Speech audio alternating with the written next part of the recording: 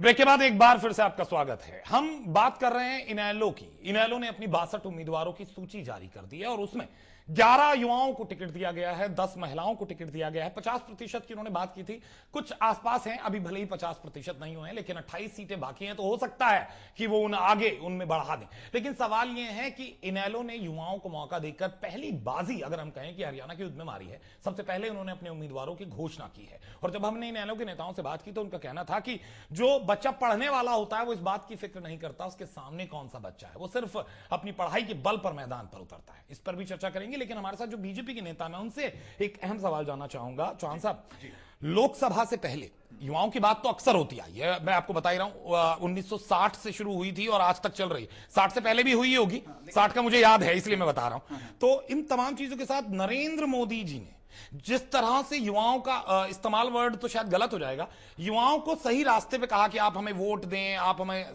कहें हमारे साथ जुड़ें, युवा शक्ति है, उतना बेहतरीन इस्तेमाल इससे पहले नहीं हुआ था और युवाओं का जितना आपको सहयोग भी मिला। ऐसे में लोकसभा में शिखर तक पहुंचे, लेकिन हरियाणा में एग्जैक्ट वही चीज इनेलो ने अपना ली है। तो क्या यहां पर बीजेपी पीछे छूट गई युवाओं के मामले में, इनेलो आगे निकल गई? नहीं, देखिए, इंडियन नेशनल लोकदल और हम प्रतिद्वंदी हैं। वो जहां पर काम करते हैं, जिस लक्ष्य के लिए काम करते हैं, हम एक स्लॉट में नहीं है, हम अपनी जगह काम करते हैं। हमने युवा की शक्ति को लोकसभा में पहचाना। आपने कहा कि 60 के दशक से युवा की बात हो रही थी, लेकिन 60 के दशक से युवा के नाम पर अधिकांश दलों में किस आयु के लोगों को परोसा जाता रहा इस देश के सामने? ये सबके सामने है। नरेंद्र मोदी जी ने जिस बात को पकड़ा और जिस बात का सदुपयोग किया, आप इस्तेमाल शब्द कह रहे थे और इस्तेमाल पर फिर आपको स्वयं लगा कि वो शायद बहुत हम वोटर को और इस्तेमाल नहीं कह सकते, बहुत एप्रोप्रिएट। अक्सर राजनीतिक पार्टियां करती इस्तेमाल ही नहीं। हमने ये कहा, हमने देश के यौवन को पहचाना। नरेंद्र मोदी जी ने कहा कि भारत, कहा नहीं, वास्तविकता को पहचाना और उस वास्तविकता को पुकारा। उन्होंने कहा कि भारत दुनिया के सबसे युवा देशों में से है। यह सच्चाई पिछली सरकार भी जानती थी, हम लोगों को भी ये सच्चाई मालूम थी। हमने उस सच्चाई को स्वीकारा, अंगीकार किया और देश के नौजवान के मन में एक निराशा का जो चक्रव्यूह रच दिया था पिछली सरकार ने 10 सालों में, हमने उस युवाओं के मन के आकाश में से वो निराशा का चक्रव्यूह तोड़ा, एक उम्मीद जगाई देश के युवा के मन में, और उस उम्मीद के कारण इस देश का नौजवान आज भारतीय जनता पार्टी के साथ, नरेंद्र मोदी जी के विजन के साथ खड़ा हुआ है। लेकिन रही बात हरियाणा की, आपने बात कही, तो लोकदल ने अगर नौजवानों को टिकट दिया है, आप उस आंकड़े को बहुत अच्छा अगर आप मानते हैं, तो मैं भी कहूंगा कि उन्होंने अच्छा किया, क्योंकि हम सब इस बात को कौन इनकार करेगा कि यह समय देश की नई पीढ़ी को आगे लाने का है, यह समय देश को नए किस्म की सियासत देने का है। मजबूरी में तो नहीं हो रहा चौहान साहब की कहना पड़ेगा अच्छा किया, क्योंकि आपकी नीति थी, आपकी नीति को अगर इनेलो ने कहा कि, पर इनेलो ऐसा नहीं मानती, वो कहती है हमारा अपना मकसद है और हम अपने तरीके से चलते हैं। लेकिन मुझे ऐसा लग रहा है कि बीजेपी यहां कहीं ना कहीं एक बैक स्टेप नजर आ रही है। बैक स्टेप क्यों?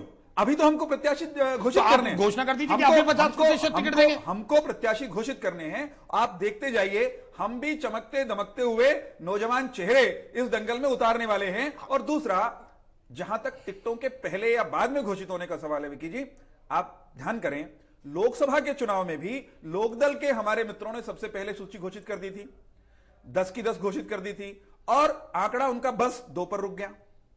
तो राष्ट्रीय मुद्दों पर चुनाव था, तब भी 2 पर। चलिए चौहान साहब, हमारे साथ राजीव जेटली जी भी मौजूद हैं, इनेलो प्रवक्ता है। राजीव जी, स्वागत है आपका एक बार फिर से एमएचओ न्यूज में। Thank you very much.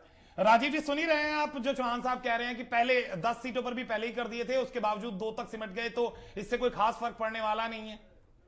देखिए, मेरे को इनकी बात पे हंसी आती है। मैंने आपको सुबह से एक ही बात बोल रहा हूँ कि हमारे जो नेता, हमारे जो पदाधिकारी और कार्यकर्ता हैं, वो संघर्ष करते आए हैं और वो चमकते दमकते नहीं है। तो हमारे जब संघर्ष करने वाला कार्यकर्ता कभी चमक दमक नहीं सकता।